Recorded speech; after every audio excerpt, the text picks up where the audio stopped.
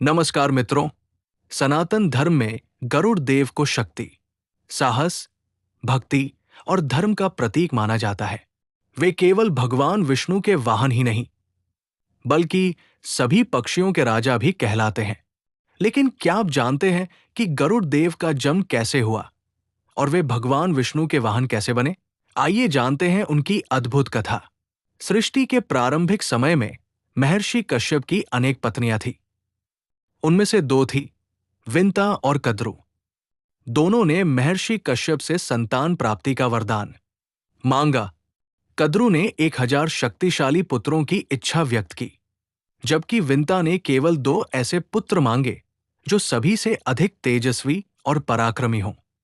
समय आने पर कद्रु के अंडों से हजारों नागों का जन्म हुआ, लेकिन विंता के अंडे लंबे समय तक नहीं फूटे। अधीर होकर विंता ने एक अंडा समय से पहले तोड़ दिया।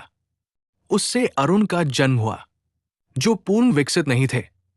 उन्होंने अपनी माता से कहा कि दूसरे अंडे को समय से पहले न तोड़े।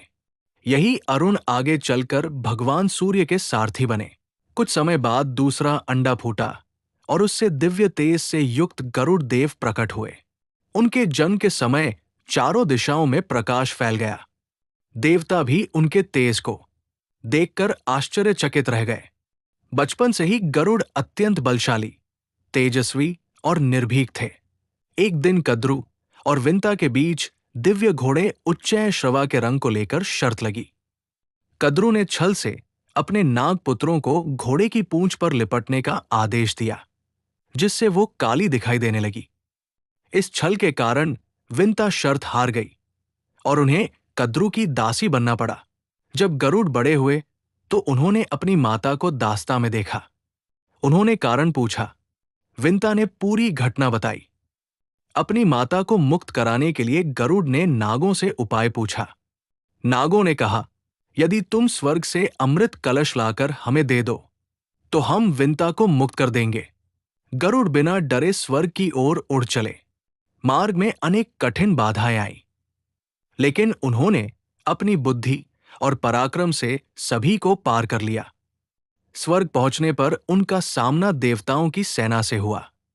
इंद्र सहित अनेक देवताओं ने गरुड़ को रोकने का प्रयास किया, लेकिन गरुड़ ने सभी को परास्त कर दिया। अंततः गरुड़ अमृत कलश तक पहुंच गए। उसी समय भगवान विष्णु उनके सामने प्रकट हुए।